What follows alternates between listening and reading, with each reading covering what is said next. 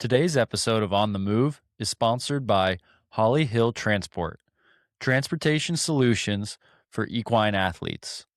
Holly Hill Transport is one of the nation's premier horse transportation companies with offices in the Northeast and Florida.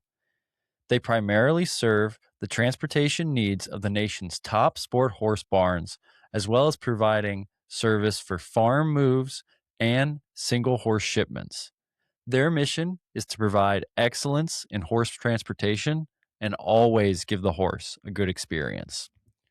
Holly Hill Transport is looking to add a few new team members to their Class A CDL driving team. If you have experience with horses, an interest in the horse industry, a Class A CDL, and a positive attitude, they would love to talk to you. They are celebrating their 25th year in business and are looking to move forward with the kind of people who share their goals and values.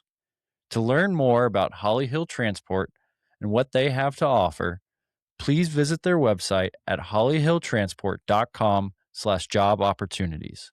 You can look for that link in the show description below. And now, here's the show.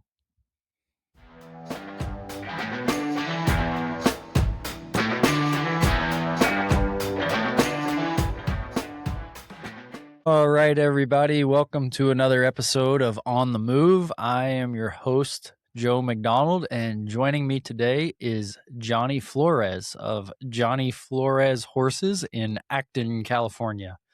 And as we were just discussing, Johnny lives in Southern California, so he has not had to endure winter and start enjoying spring like we have had to here on the East Coast. But how you doing, Johnny? I appreciate you coming on the show, man. I'm doing good. Thank you so much for having me. I'm really looking forward to this. Yeah, likewise, man. So you're kind of like a lot of folks that I've had on the show, like a lot of the horse world, a surprising amount of the horse world operates on social media, right? And Yeah. I think you've done an awesome job on your business side, just working on your business Facebook and things like that. And Thank you. I was actually talking to a friend today, former guest on this show, Vernon Purdy. He's a saddle maker. My wife and I, we've just kind of backed into starting to do more and more with the ranch riding and the ranch horse. Mhm. Kind of just started with like one person wanting us to show their ranch horse, and then it kind of grew from there. I've always, my business has traditionally been like kind of colt starting. Mhm. And then my wife's a hunter jumper trainer, but Oh, we've neat. gotten more and more into the ranch. So as we did that, I was Mhm. like, man, I gotta start learning about this ranch horse deal, right? The ranch riding stuff. And if you don't get too far on Facebook, in my opinion, trying to figure out ranch riding stuff before you run into Johnny Flores, because you have a lot of really good explanations about the discipline, about how to dress, how to approach things. And I appreciate that because one, I think it shows a sign of your professionalism. I don't know you very well, but I can tell you're consummate professional and how you handle yourself. But two, like that's how any of these horse disciplines and horse sports are going to grow, is people Mhm. taking the time to kind of peel back the veil and explain everything to the layman who might want to just get into it for the first time. So anyway, that's how I know you, is from Facebook, kind of seeing your business, the shows you put on, and all the very well thought out Facebook posts that you've put together, which is a little funny to say, right? And no one would have thought 20 years ago, like, oh yeah, like one one commendable thing about that guy is he does really good Facebook posts, right?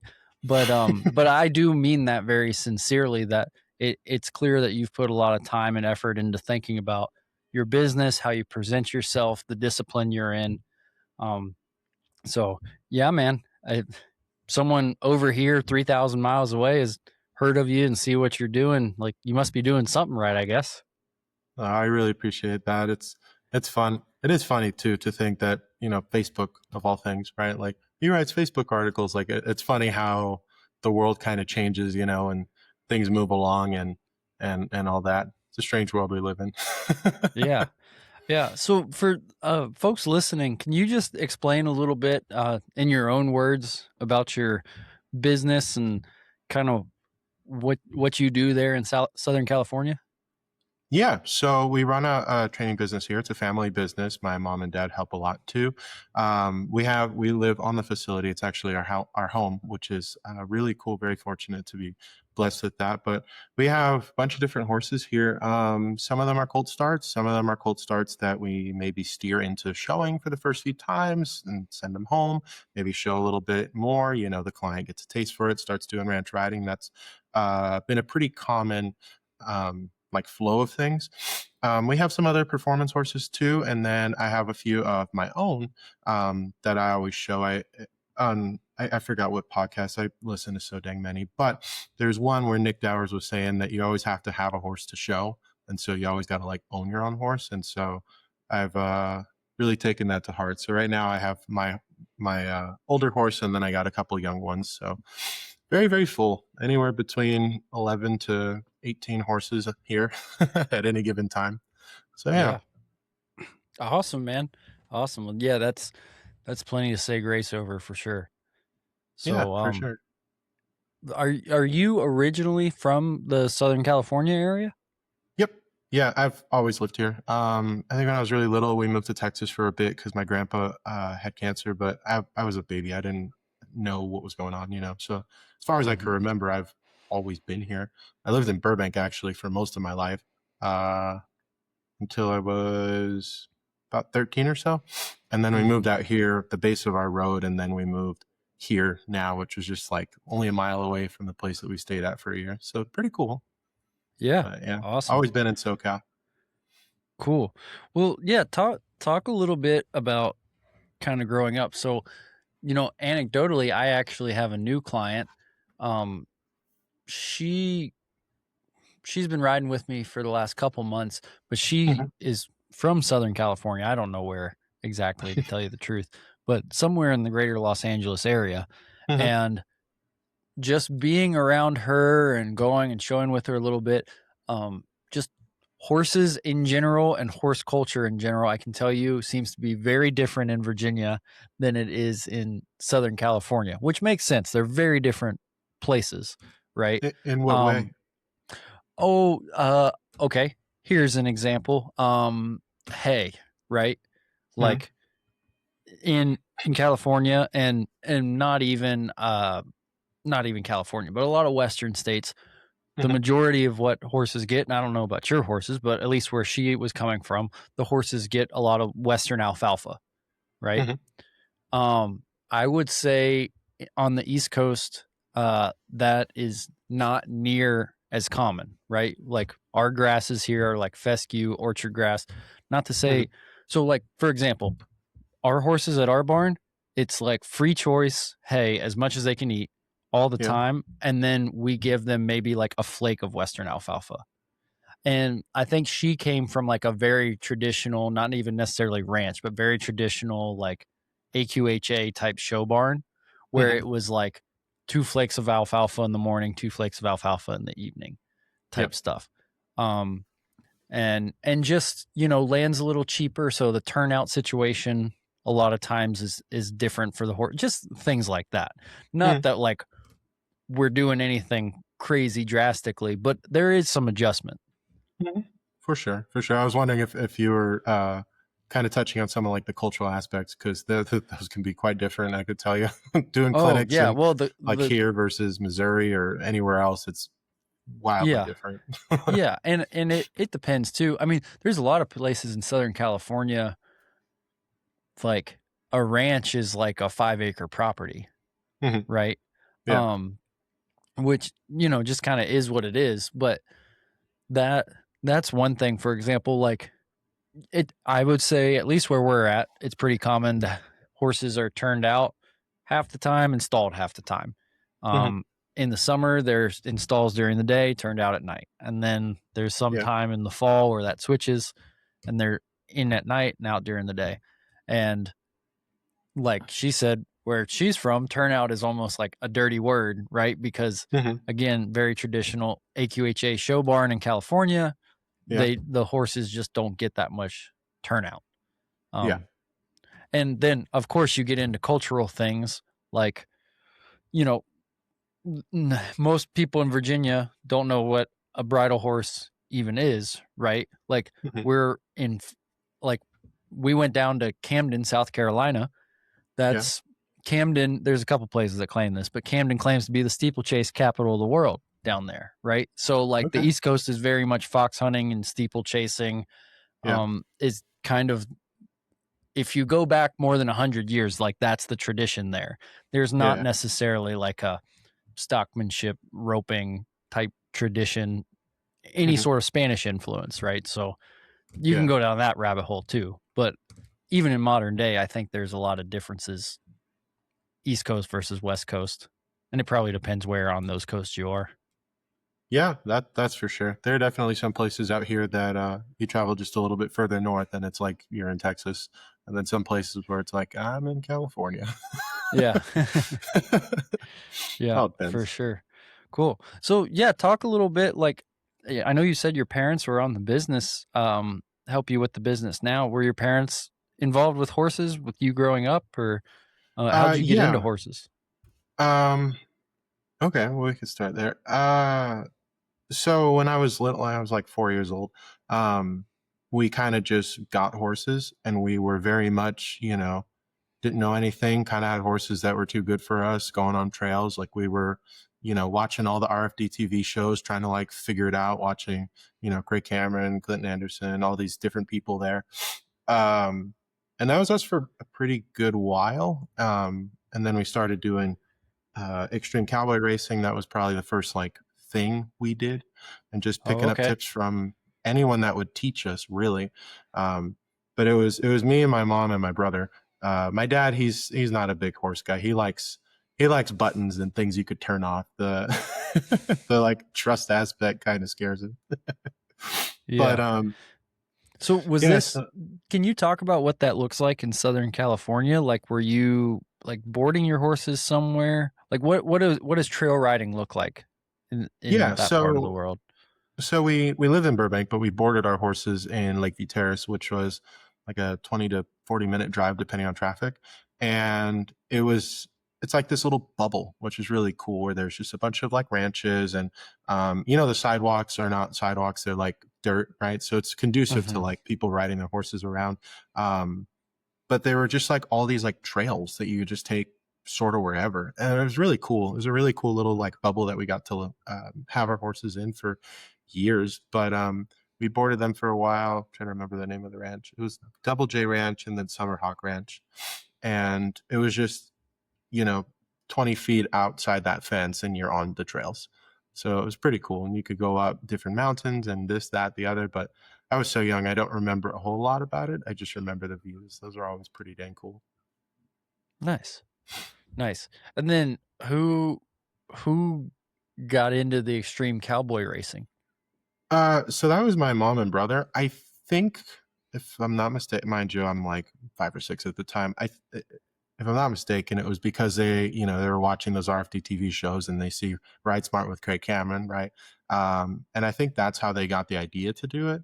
And then we just started doing it, and we sucked for a little bit, but that's what happens when you learn. And we slowly got better. But it was very much like a family effort. It was pretty cool to like have that be our first entry into the show world. Because I mean, as you know, sometimes the show world can be a little cutthroat at times, and certain sports more than others perhaps can be maybe not the most welcoming. But we're like these ignorant trail riders at the time. We hardly know what we're doing. But that was a really cool place to start, and like you know, you can side pass over stuff. You don't just have to like walk around it. There's so many things that were like, wow, this is amazing. We can run over bridges. You serious? Like, this is great. Yeah.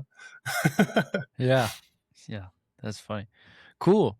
Cool. So, yeah, did you get to the point where you were doing that as well, or were you still kind of young for the cowboy races? Well, I started doing it probably closer to like about 7 or so. And Oh, I would wow. do That's it. pretty darn young to get into one of those deals. Yeah, it is. But I was a big kid, and I had a cool horse. He really took care of me. Um, That's something that's pretty cool. I was thinking about that the other day because they're still here. They're probably 30 some odd years old, both of them, our first horses. Um, just thinking back, like the horses that you start on, if you're like moving up in the industry, usually you're kind of like, the horses that you have now are probably better than the ones that you did have. But like the way that they took care of me and my brother, because like we didn't know what the heck we were doing. It's pretty cool to think like, damn, those are good horses by like any measure to take care of children and stupid ones. Oh yeah, But worth their weight in gold. oh, absolutely, absolutely. It's funny. We have, all these fancy, well-bred horses, this, that, the other, titles and all these things. And it's like, if I had to get a kid's horse for someone and I had a time machine, I'd get those too. So it's pretty cool. But yeah, the extreme cavalry racing was really fun. It was just like what we did for so long. It just became like the routine. But yeah, I competed in the young gun division is what they call it. It's like I think 11 and under, and then you move into youth after 11. Cool, awesome. So I guess there was a pretty healthy culture of that in Southern California. Like you guys had an outlet to go to those kind of events. Yeah, yeah. EXCA has sort of always seemed to be bigger in like the Midwest and kind of into the South. But at the time, there were a few bigger people in our area in SoCal that had it like really booming. So it's kind of cool because we got into it as it was exploding. Um, as of now, the some of the clubs, certain trainers move away, and that just doesn't really help the attendance. But I haven't competed in EXC in a while. We kind of moved away from that because, certain you need a tougher horse for that kind of deal. And some of the horses that I have, I love them and they could do great, but they step on a rock and they have a stone bruise for like a year. They're just they're so fragile. Some of them. Sure, sure. It also takes the right kind of client to want to go to those events too. Yeah, yeah, and those kinds of clients, like, why are they going to put their horse in training? You know what I mean? Like they already have like that kind of that kind of confidence of like, yeah, I'll freaking do it. And like, why are they going to put themselves in training? That kind of client Hmm. usually does it themselves and does a Sure. pretty good job, honestly. I mean, confidence, you could run on that pretty Oh damn yeah, far. for sure. Yeah, my wife and I, we lived in South Carolina for a while. So in Hmm. Virginia, it's not really a thing, but we lived in South Carolina, and I agree with you. Like the Southeast, Hmm. there's a pretty good presence there. Hmm. Car- Carolinas, Georgia, Florida, Yeah. Alabama, all that stuff. And yeah, it's probably, at least in a sort of gung ho way, it's probably a more competent type of DIY type Hmm. person that's going to those shows most of Yeah. the time. Like it's usually people that can get around their horses. They're Hmm. not going to struggle really to Hmm. get their horses to do things, and then they're just working on going Yeah. that fast and kind of not letting the wheels fall off. Yeah. It's definitely a more special kind of person. I think, I think everyone recognizes that the amount of specialization in the horse world has kind of taken away from all around horses and all around people, Mhm. and all around like riders, just being able to be like, yeah, I'll freaking do it, instead of like, oh my gosh, that's so scary. What? I have to do a water box? It's like, yeah, you can't just go in. You know what I mean? But it's Mhm. it's funny growing up like that, like talking to clients, they'll be like, have you taken my horse out? I'm like, yeah, you see that mountain? I went up it the other day. And they're like, what? Oh my gosh. And it's like, that's, it's like it's normal to me. Sure. Oh. Yeah. Absolutely. Cool. So yeah, tell me more. Where does it go from there? You kind of get the now at any point you're moving along, and I know you're only 11 at this point. Are you thinking to yourself like horses, that's me, like that's my whole personality, or is it like a fun thing you're doing on the weekends with your family? Well, we went to the ranch like all the time. It was almost every day. But when you're a kid, and I was a kid, I was kind of a brat, and so it'd be like I just want to be lazy and do nothing like all the other kids, or play video games, or just kind of piss off and not doing anything. But my mom never let that happen. And once I was there, I always really enjoyed it. around that time though, when I was 11, my brother shortly before he had done a extreme Mustang makeover, and Okay. in retrospect, I don't even know how he did it. We didn't know what the heck we were doing, but he did it, and he did well with her. And Hey, so that's here's, that's a lot of times why the horses like you, man. yeah, no kidding. They're like, it's okay, just pats you on the head, right? Yeah, Uh, I love that expression. There's few things horses dislike more than horse trainers, right? So yeah, a lot of yeah. times when people don't know what they're doing, the horses are like, "Oh, okay, I can get along with this guy." No kidding, no kidding. It reminds me, I saw something on Facebook the other day. Someone was saying, people like people like guides. They don't like gurus. They like someone that's like also learning too, and isn't arrogant enough to Mm, think that they're like, hear ye, hear ye. I think horses are very, very similar. But mm, anyhow, around 11 or so, I think I was 11. I started it at 10, but I turned 11 in it. But it was a Mustang makeover, and that was pretty dang cool. That was definitely like, oh, I can like train. I can do this, and especially being the youngest in the family, that like I guess, for lack of better phrasing, that like sense of power that I can create something here and like teach this horse how to do all these things rather than having a good horse just handed to me. It was really cool. And I think that's probably where it started, so to speak, rather yeah, than just like, fun extracurricular activity. Um, Trying to think any other milestones. After that, we continued doing EXCA for a while, and we moved.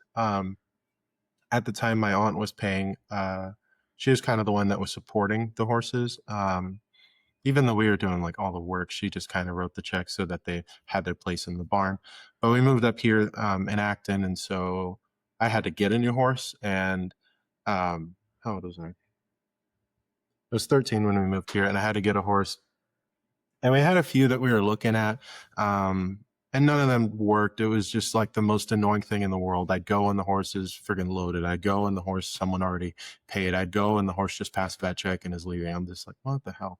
Um, But I go and I finally find my horse, Draco. He's big old 16 something Appaloosa, and like old school Appaloosa, giant head, kind of a wispy mane and tail, just this big, powerful beast, these giant freaking feet. The funny skin, the striped hooves, the spots. Like he was just like, because some people now like they're like he's an Appaloosa, and it's like you just have a quarter horse of spots. Like you're not fooling me. But this one, he's like he was in Appaloosa, and that's kind of huh? one of the cooler Interesting. stories. So forgive my ignorance. I've never really been around. I've started a couple Appaloosas for clients, but I can't say that I've been around the Appaloosa world. So Yeah. you like if someone had to make me define Appaloosa, I would literally say it's like a stock horse with spots. So I that's interesting that you're talking about like you feel like there was a specific look to this kind of Appaloosa. Yeah, I mean, like the ones that the Indians were riding when they were being before, like westward expansion, all that stuff.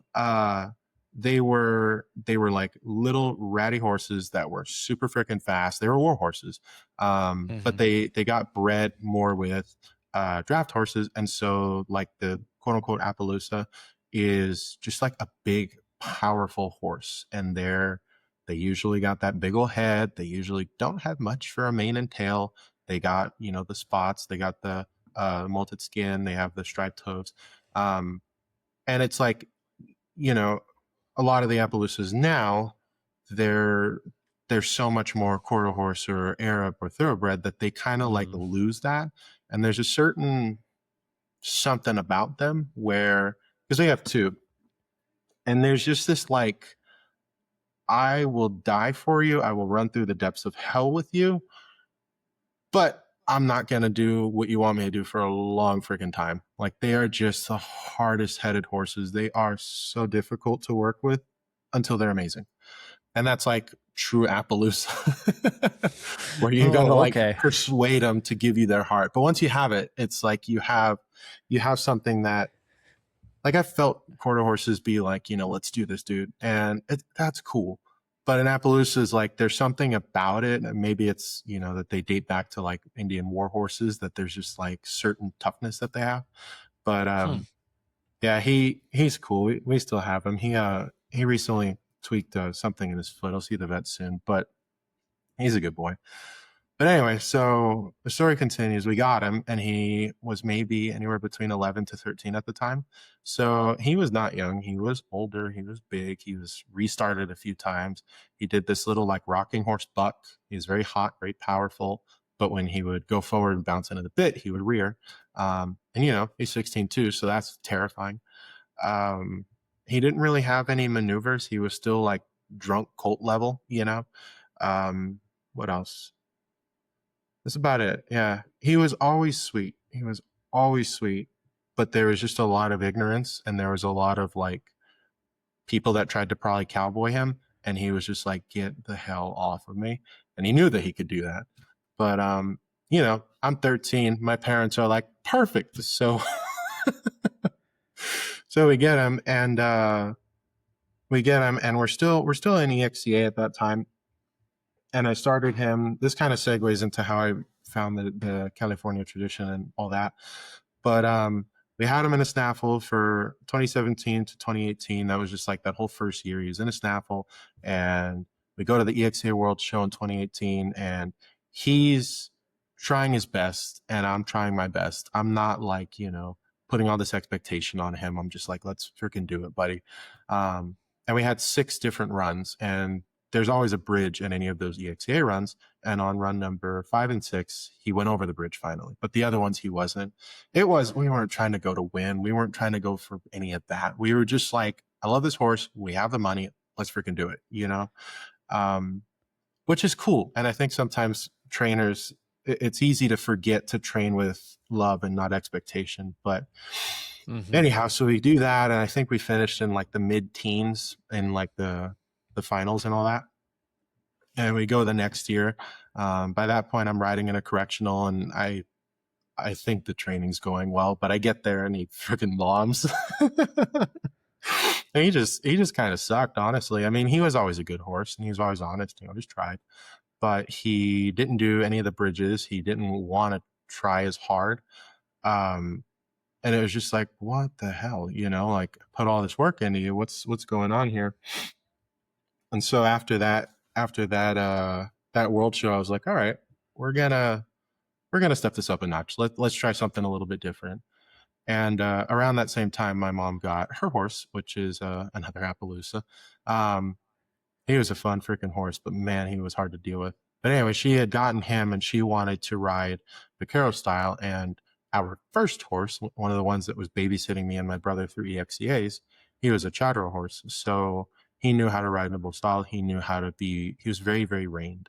I don't know if he's, the way that most like Americans think of a bridle horse, because some, vaquero and charro, there's different connotations and perceptions. But the point remains, she wanted to do that. And I was like, let's do it. And so me and my mom are like nerding out, reading all the books, listening to the podcast, watching these videos.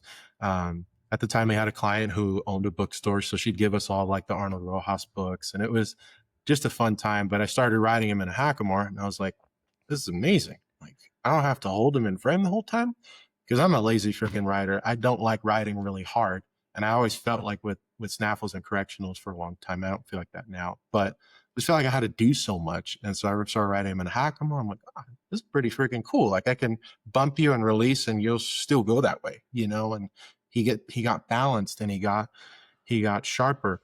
And all throughout like the end of 2019 into 2020, it was just like riding him every single day, 2, 3, 4 times a day, riding him at like midnight, riding him at 5 a.m, riding him at when my family's eating dinner. They're like, where the heck are you? And he was powerful, so he could freaking take it. And he's Appaloosa. He's like, let's just do this. And so that whole year, like, I just like live, breathe, ate, like, it was just all him, and just like putting it into him. I was shirking off school responsibilities. I wasn't doing anything else. And the end of that year, he goes to the World Show, and we finished 5th in the youth division, and we won in the intermediate division. And it was just like hell yeah, and that, I would say that's probably like the, okay, I'm gonna do this, like, I'm gonna train horses. This is sort of like what I want to do, because it's amazing when you see, all that hard work meet that opportunity, and then you start like making that luck for yourself, you know. But not to be too long-winded, but that's probably one of the more pivotal parts of my development as I was younger. Yeah. Well, no, that's great, and that's important to talk about, right? Because Hmm. you get to a point. It's not being a horse trainer is not a proposition like it might be to for me. Like I Hmm. went to school to be an engineer before I Hmm. became a horse trainer. Yeah.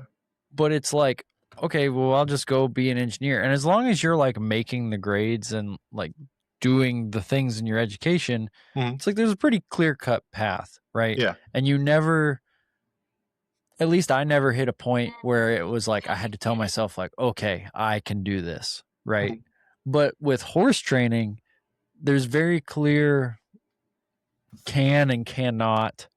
Hmm. And you have to have some gusto because you're either going to be an assistant trainer or all of a sudden you're an entrepreneur.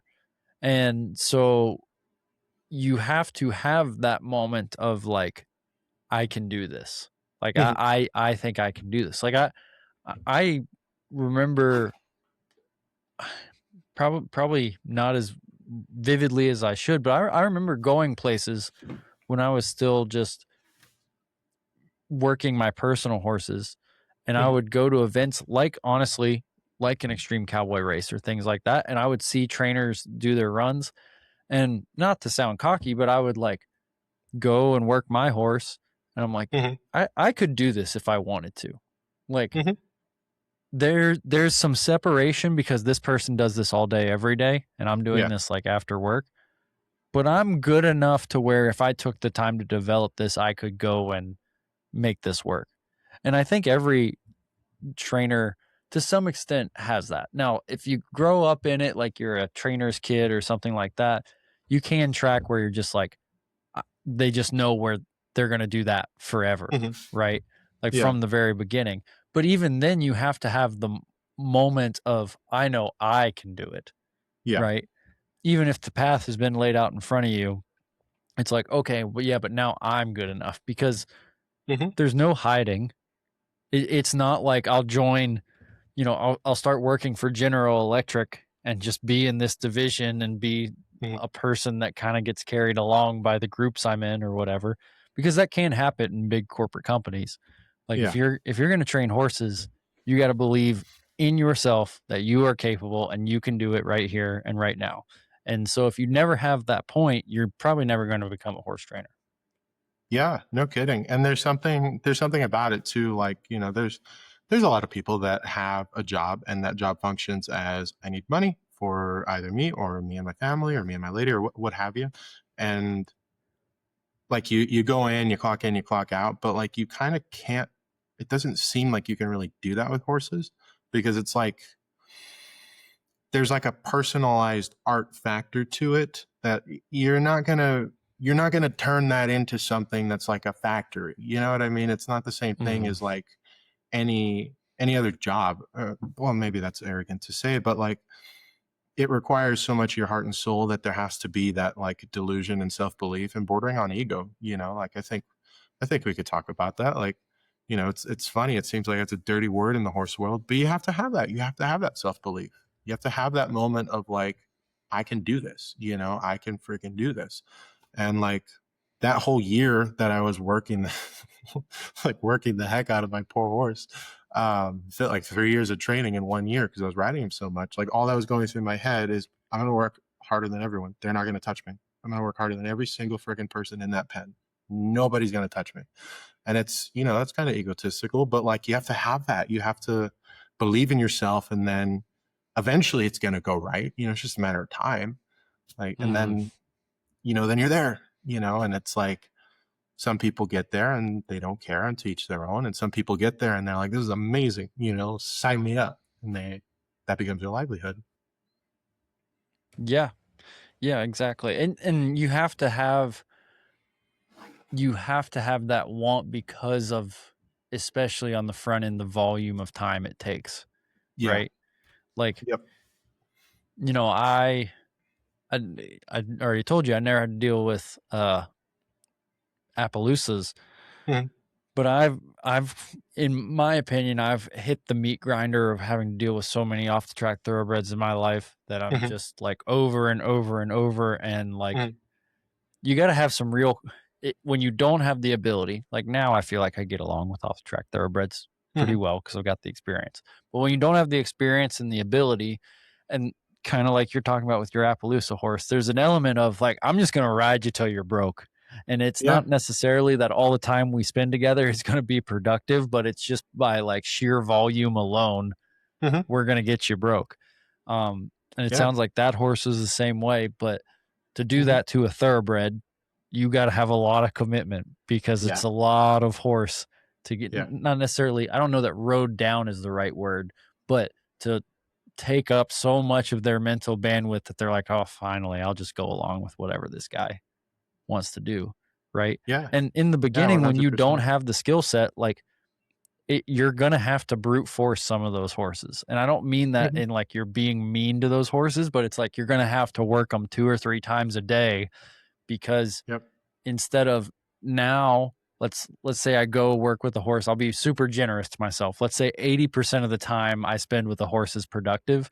Mhm. Back then you're sitting on like 20% of the time you spend with your horse is productive. Mhm. Okay? So that means for me back then to get done what I can do now, I got to ride 4 times as much Yep. to do it. And pretty much everyone has to go through that at some point to Mhm. get to where they're effective at teaching horses. Yeah, 100%. Quantity is a quality in and of itself. Um, my dad told me, I'm gonna screw up the saying, but or quote, I should say, but it was a quote from a general in World War II. Again, I'm gonna paraphrase it, but he said, "One of our tanks is as good as four of theirs, but they always had five." I think Mhm. it was a German general talking about the Americans.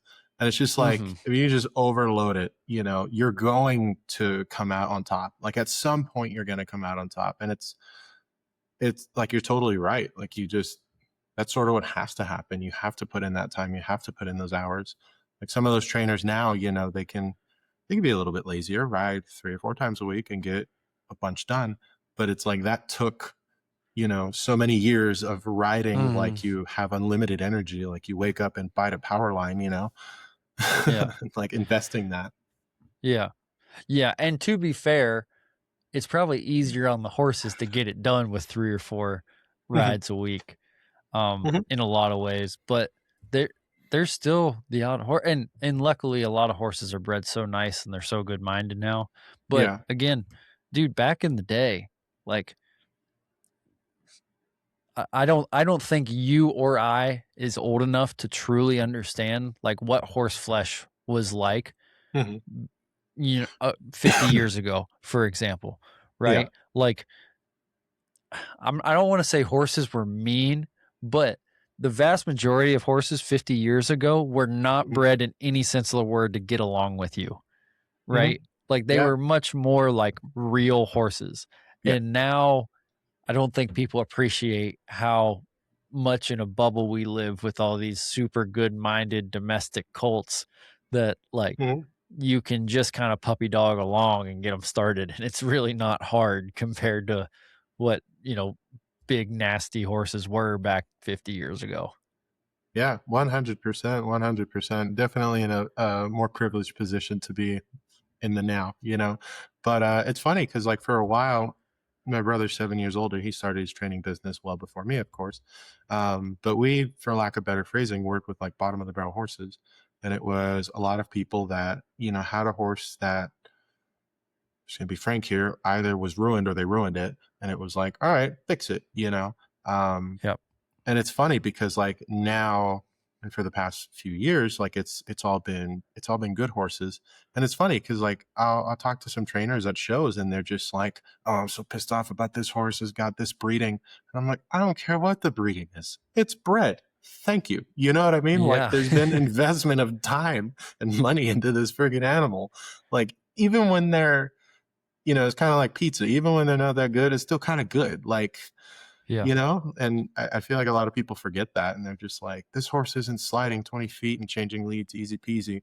it's a dud. And it's like, why don't we just train it? Like, you're relying so much on its talent. Maybe marry that with some actual training, get it broke.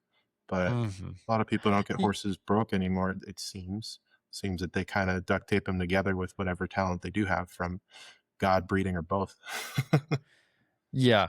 Yeah. Well, it's a tough balance too, man, because it depends on the level, right? Like there, even the most broke horse in the world, Mhm. they're not gonna go hang with the super freaks, right? Like Yeah. a level 4 reiner or a Mhm. horse in the world's greatest or something like that. Yeah. But I totally understand what you're saying is like it's very much a point of privilege if you're a horse trainer and you get to come from a place of I'm just riding all these well bred, whether they end up nice or not, right? Genetics is a crapshoot. But on paper, nice horses that are all domestic, started at 2 years old. You're the first person to handle them, or they went to a good colt starter. Mhm. Like, dude, that's about as cushy as the job gets, right? Yeah. No Like, kidding. No kidding. because I was the same way. Like when I started out, um, it's like you got to just bust your teeth on anything, and I'm sure it's all over the world, but I like I grew up in Southern Appalachia, and I can tell you there's some big nasty horses that crawl out of those hills. Like there's some places that just there's a lot of land, and the horses are not technically wild, but all but feral, haven't gotten a lot of attention. Mhm. And then they just come to you, and you just try to survive. So I'm fortunate I don't have to do that as much anymore, but I'm glad I have that skill set. Yeah, no, it's really good, and I do think that every trainer should like work with you know some problem horses. Maybe not the ones that'll kill you or cause a life changing injury here, but getting into the mind of some of those damaged horses, or getting into the mind of a feral horse, that like Hmm. does not want to be touched, and it's like you got to play all these different mind games that you usually don't have to play with a horse that has seen people since it came out of its mother. You know what I mean? And Hmm.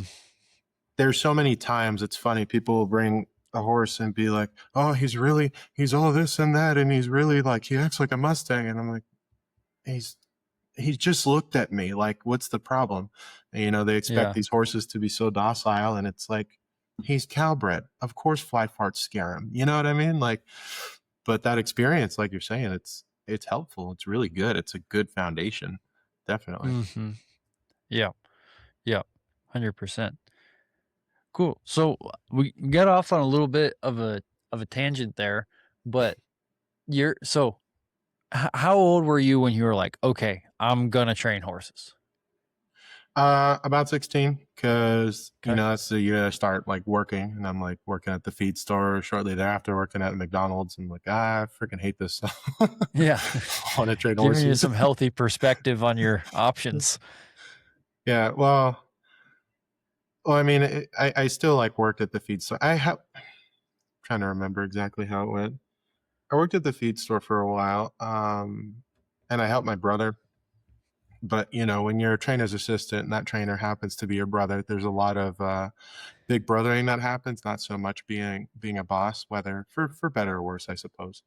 But at the time, he was still dealing with kind of a mix of bad horses, or sometimes people would be like, hey, I have a colt, can you start my colt?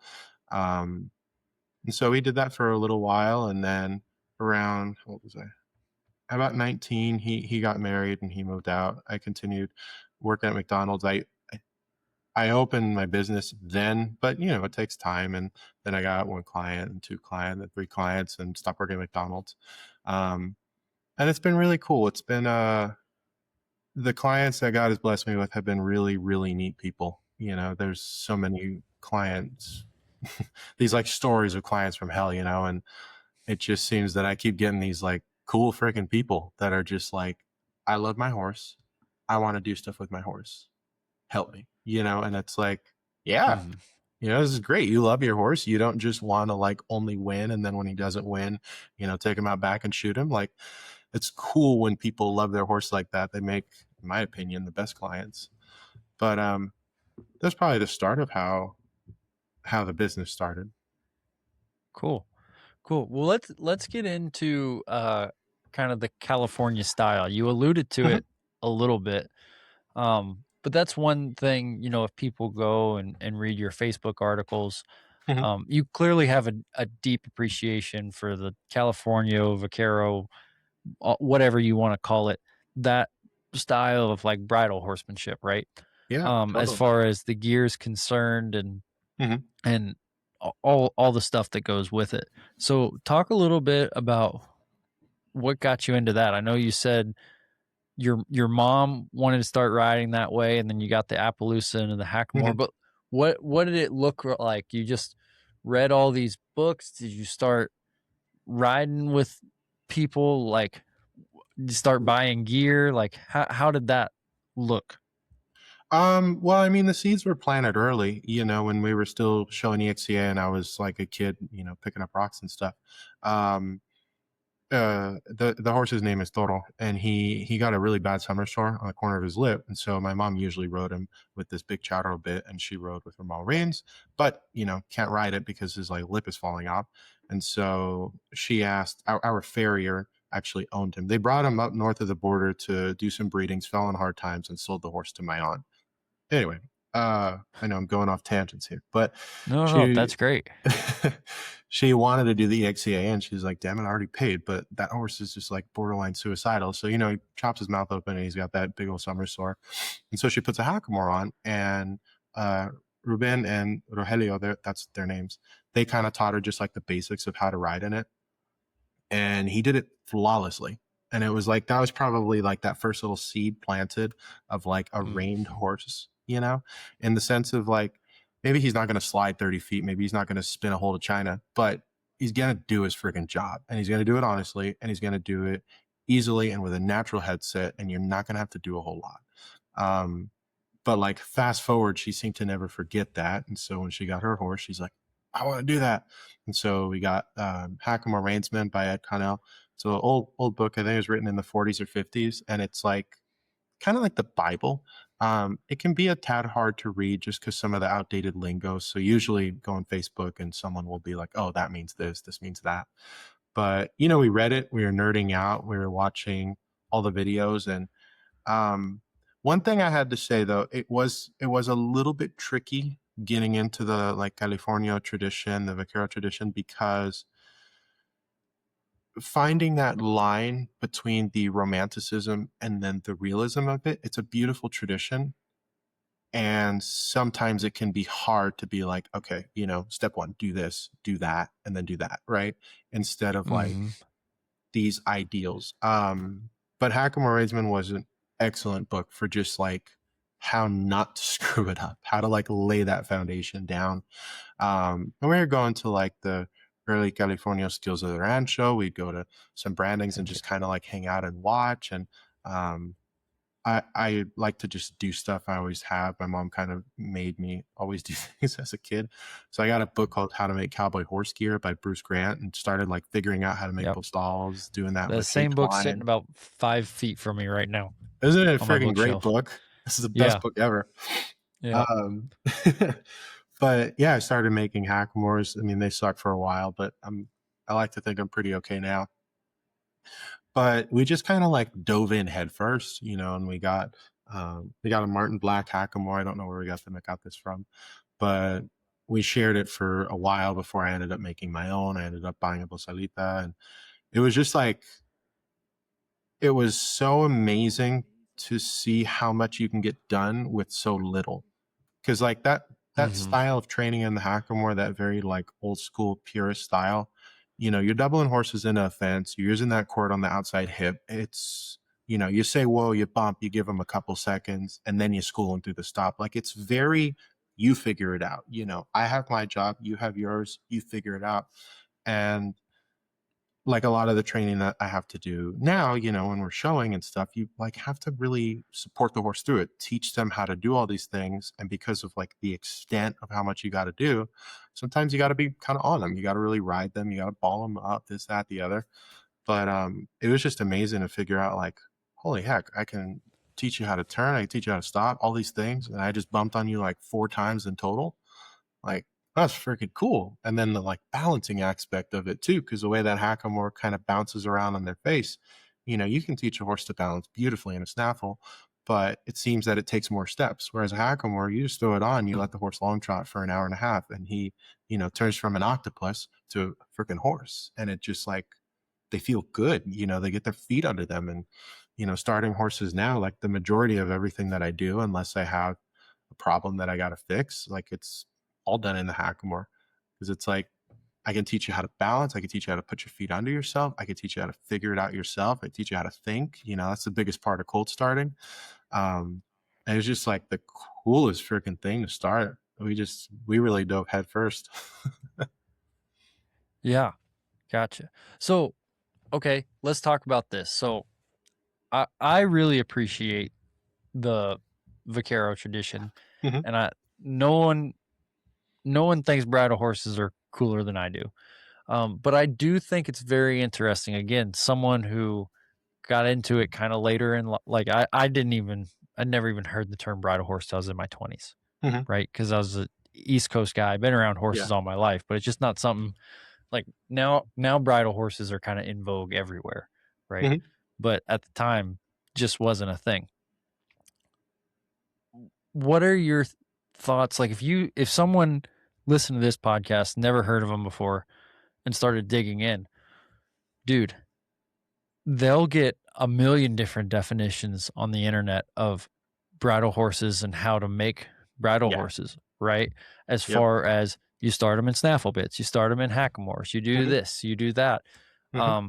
There's guys on the internet that like make their whole living telling you the quote unquote right way to make bridle horses, and they Hmm. contradict the other guys making their livings Yep. telling you how to quote unquote make bridle horses. Yep. So, in an effort to be a true media personality and stir controversy, I want to know what are your thoughts on all of that? Well, I mean, my first thought is if you're speaking in superlatives about horses, you probably don't know a whole lot.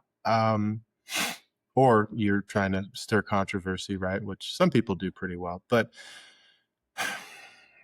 what's so hard about it is you gotta really watch the person telling you, because there's a lot of people that they think they know, but they can't fully do it. And I think that that's maybe not vaqueros, but like just I think we've all seen a clinician that talks like every single word he says is gospel and belongs in the Bible, but his horse is a dink. Won't slide stop the first time. Will slide stop maybe the fourth time, because they're Mm-hmm. horsemen. And it's a bit of that like Dunning Kruger effect. Um, but I suppose, like, is it the definition that you're after? Is that Well, kind okay. of Let's do this exercise. Here, okay? Johnny, take my long 2-year-old, Uh-huh. or let's take my early 3-year-old because I'm a true purist, and I Yeah, want you to start my colt later. yeah. I will write the checks for you until you make it a bridle horse. Where Okay. do you start, and what's the progression for Johnny Flores? Okay. Well, I mean, already right away, there's going to be a handful of people that say, bring him to me when he's 5. Or they'll Yeah, start and then for like, a month and then be like, bring him back when he's 6. But, and there's science to support starting them young, starting them old. You could find whatever you want to support anything.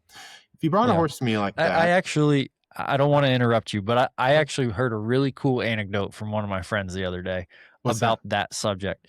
So he was like, yeah, the whole like bring him in for 10 days, start him, and then kick him out for a year. Hmm. He was like, I'm pretty sure now with my horses, I just want to get my hands on them as much as possible. I'm not Hmm. saying I'm going to work them hard and I'm not going to do um, what's age appropriate, Hmm. but he's like, I've got kids now and I'm not going to just like ignore my son until he's 14 and big enough to do a full day's work and then start putting him to work. Hmm. Like that wouldn't be very good parenting if I did that. Like I really like that analogy because I think some Hmm. of those type of guys can get that way. And I deal with it in the English world too, where they're like, oh, the warm bloods, they grow so slow and we can't, this is Yeah. my hothouse flower and we can't start this thing till it's 5. And it's even a bigger problem then because it's like the thing's 16.3, 1,400 pounds. Yep. Like, what are we going to do now? So Yeah. anyway, I didn't mean to interrupt you, but I did, like, No, that's literally great. this week. I like that analogy. Like, if you had Yep.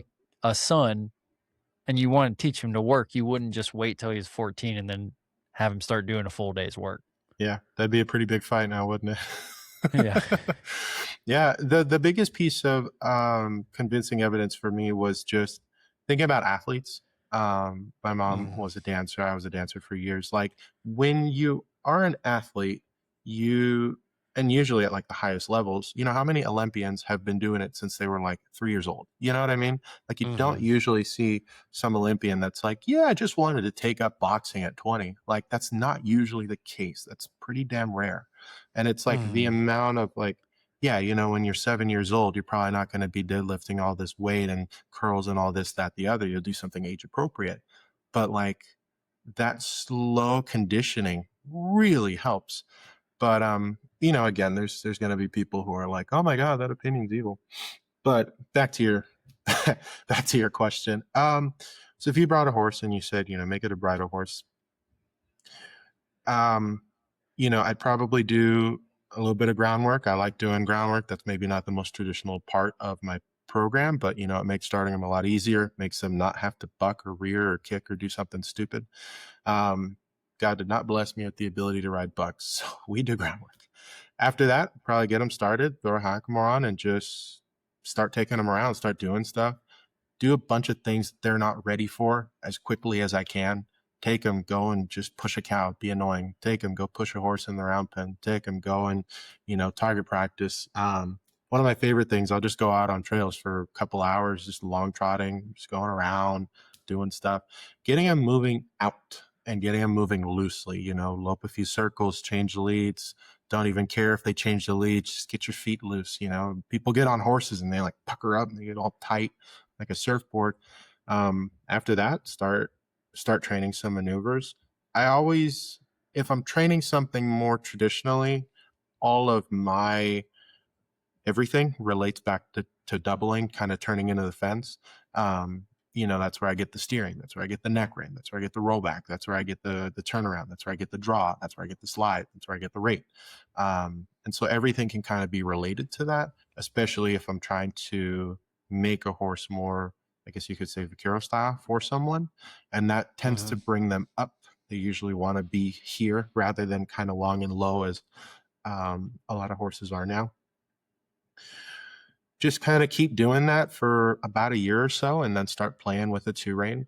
Um, one of the biggest things that I know, maybe I'm going on a tangent here. One of the biggest things that I notice about people going into the two rein that I don't quite enjoy is that they're in such a rush. They do all this amazing work in the hackamore. They make this great hackamore horse, and they're like, "Look, I'm light. I can ride in a Bosalina, right? I can ride in my little pencil saw. I can do it." And it's like, no, you're pulling with like hackamore level pulls on this little pencil saw. You're not pulling lighter. mm, You know, like mhm. you're cosplaying right now. It's not genuine. Your horse didn't get better. You're just putting cooler stuff on him. Um, but you know, I just start kind of playing around with that too, Ray. And I think it's important to kind of introduce it almost when they're not ready for it. You know, on a cool down when they work really hard and they're sweaty and they probably don't have much to say about it, and just toss it on and go walk around.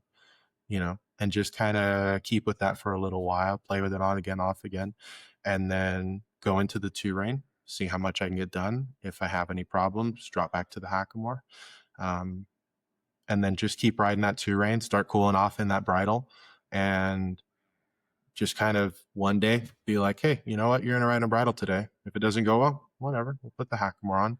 You know, there's no shame in the vaquero tradition taking a step back. There is a lot of shame to be had in like pushing forward and kind of bulldozing your way through it.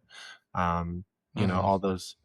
all those things where it's like we tell our horse to stop and he blows through our hands. So, you know, we back him up or drop the two hands, bring the two hands down kind of by your knees and be like, you know, give me that head, give me that neck back up. Like that kind of deal. Once you're in the bridle in that tradition, you shouldn't be correcting. Um, and you know, there's an idealist and there's a realist point of view. Yes, you're gonna have to correct your horse. You know, you can't just one day magically not train it.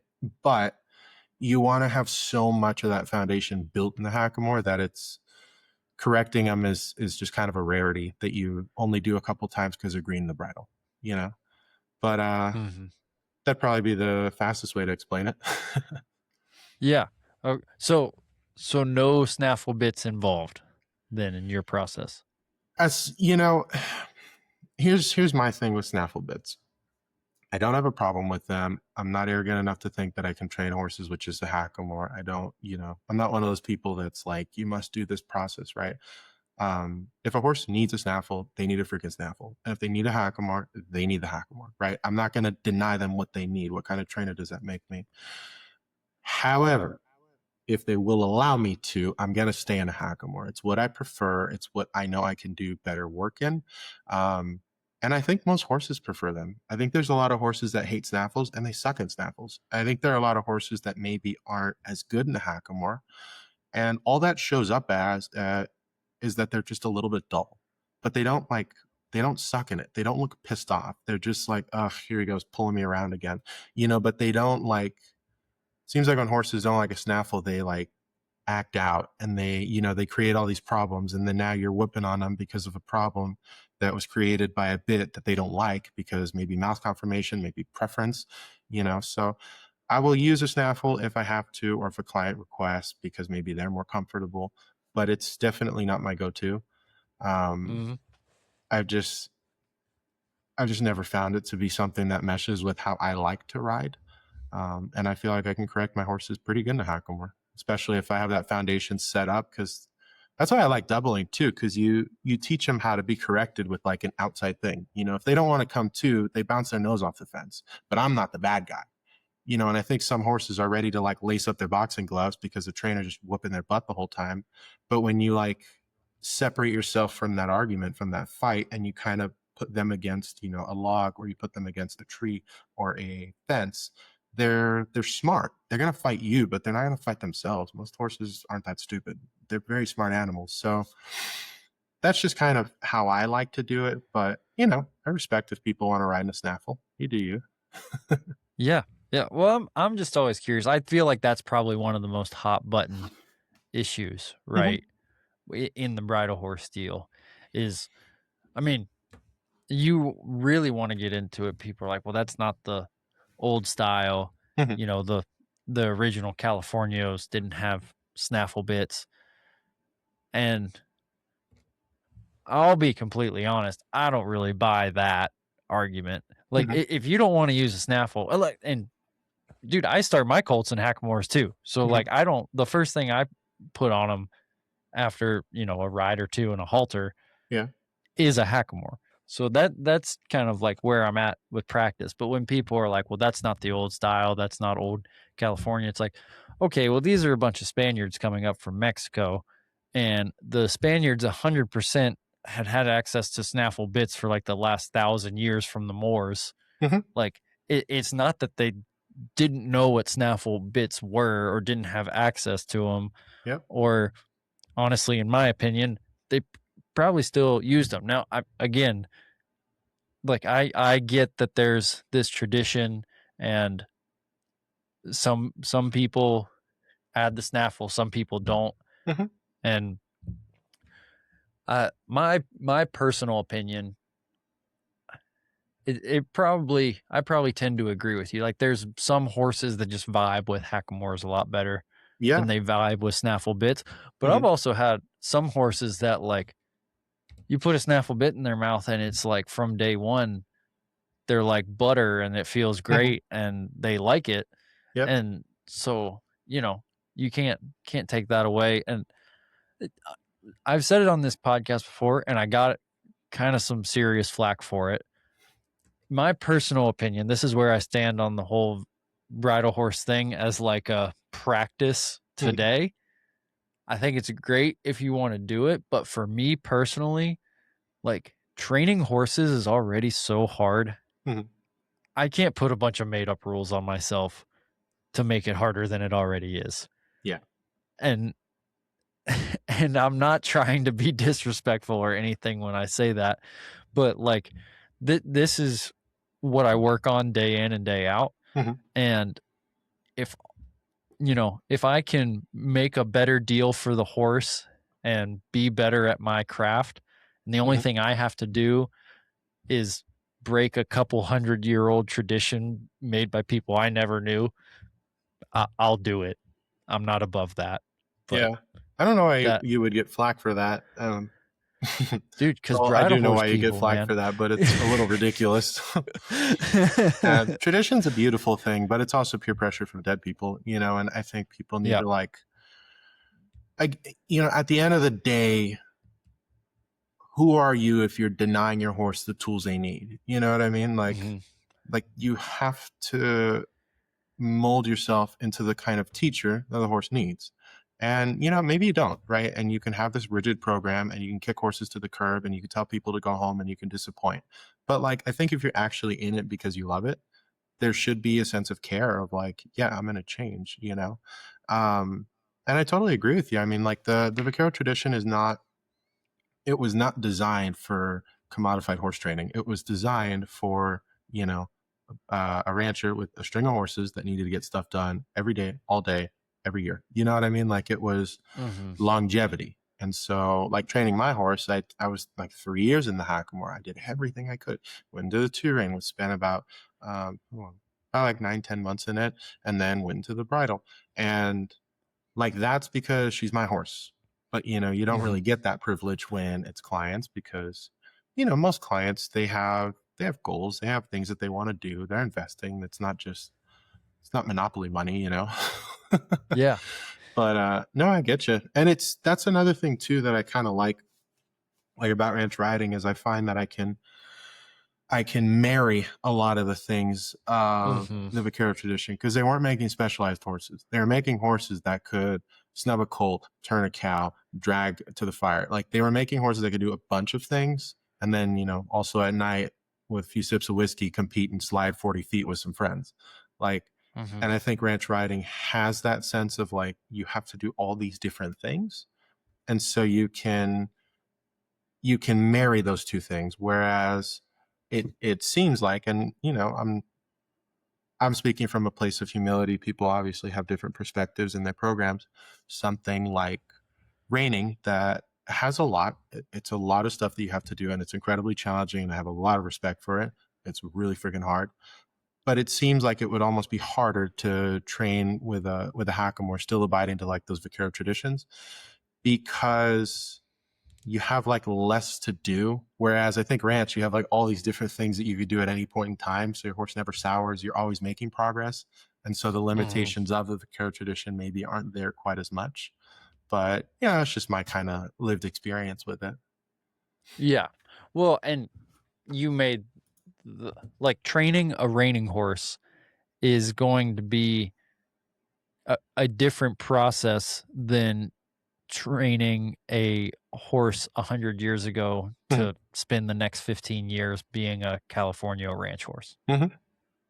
It's literally just a different job. Yeah. So you can't take that's the thing I think is you can't take that whole bridle horse thing and then transcend it over everything you ever try to teach Mhm. any riding horse, right? Now there's some really good principles in there that just like any discipline, there's some Mhm. good principles you can take and apply and Absolutely. make your own and do all that stuff.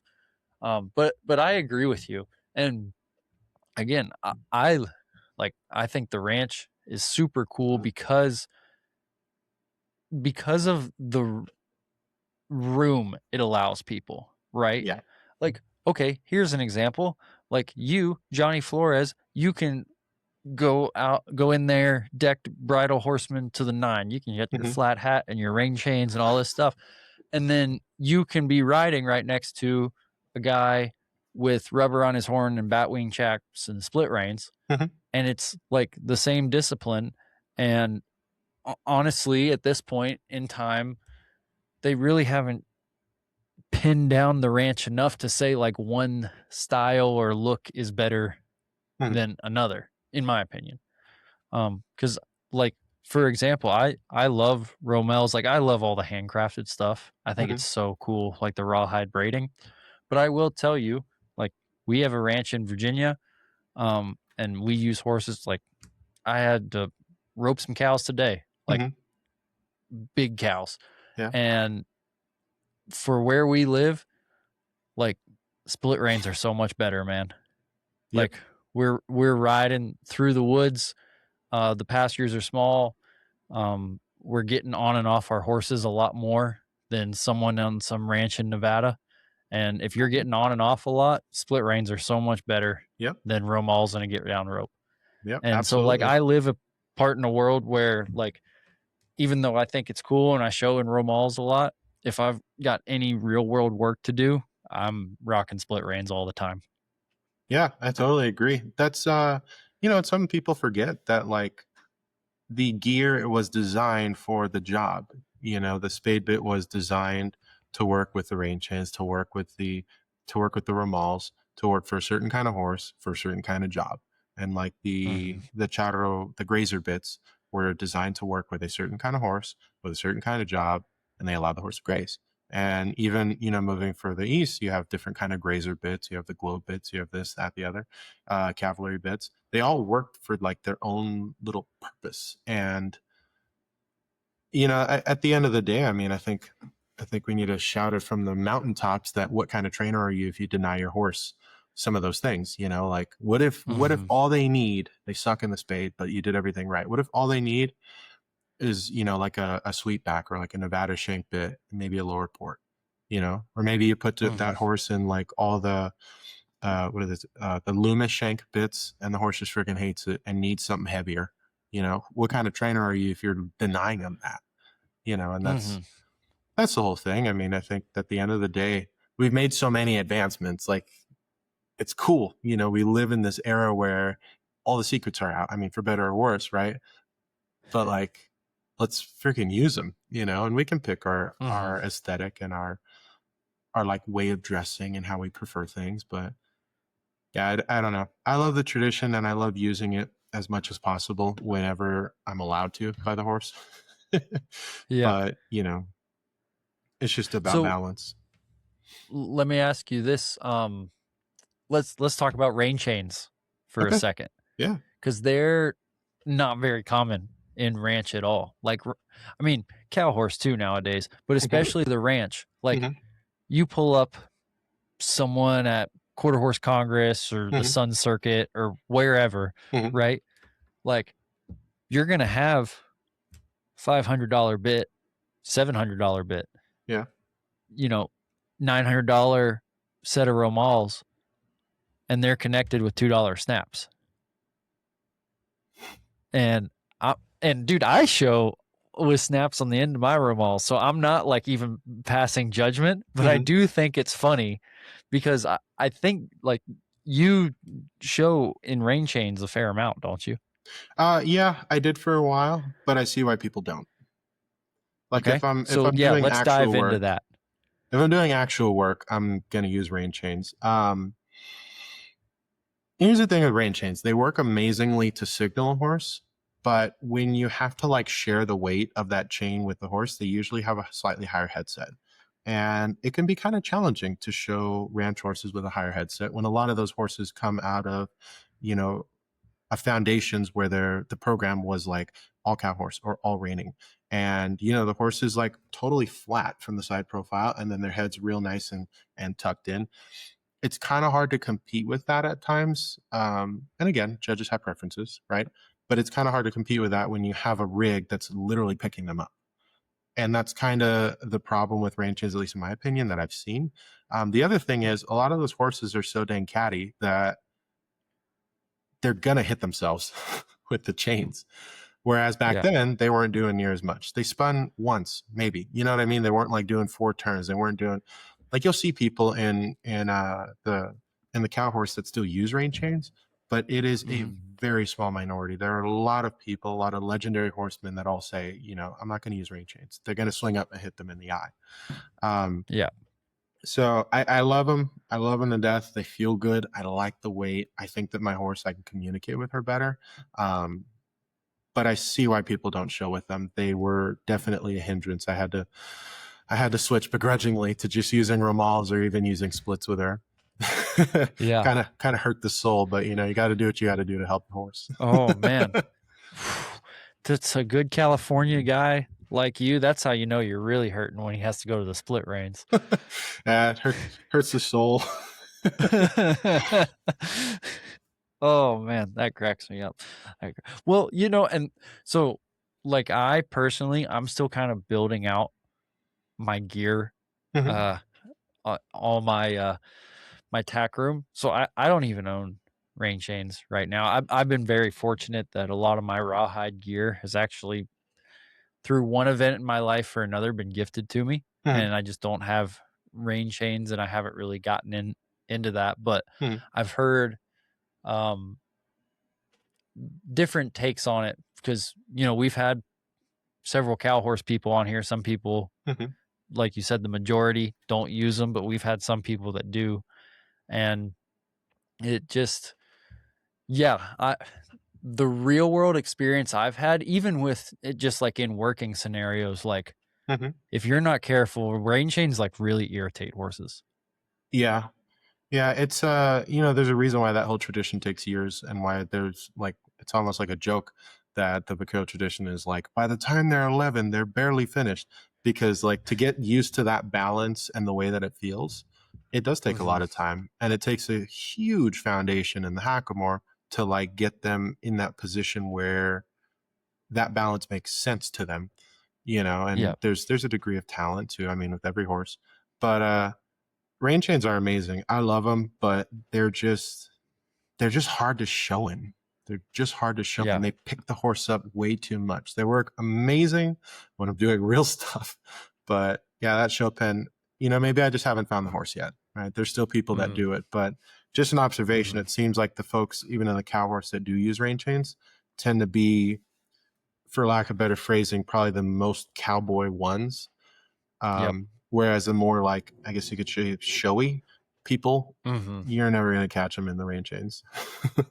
Yeah, for sure. Love talking about bridle horse stuff. One, again, I think it's super cool, but two, I also just think it's so interesting, um, Mhm. how divisive it can be.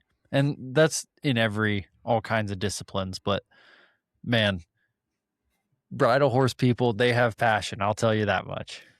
They do, they do. But opinions are like belly buttons, right?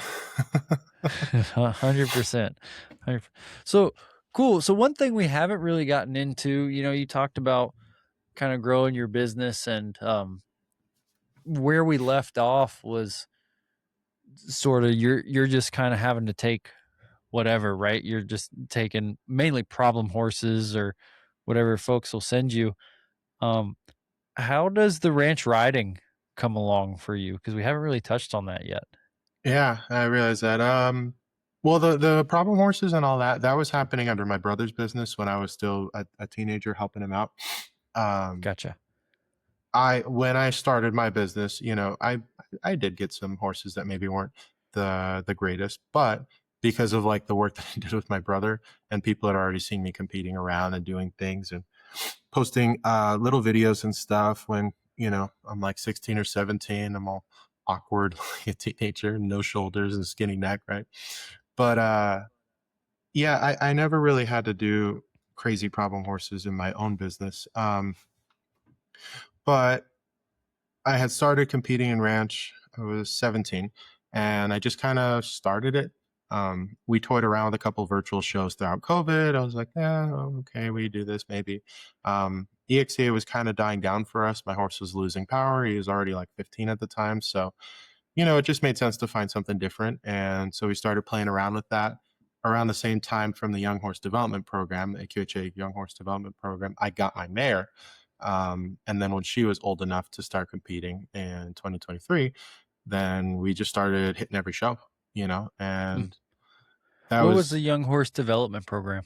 oh, freaking best program in the world. I don't know why more people don't know about this program.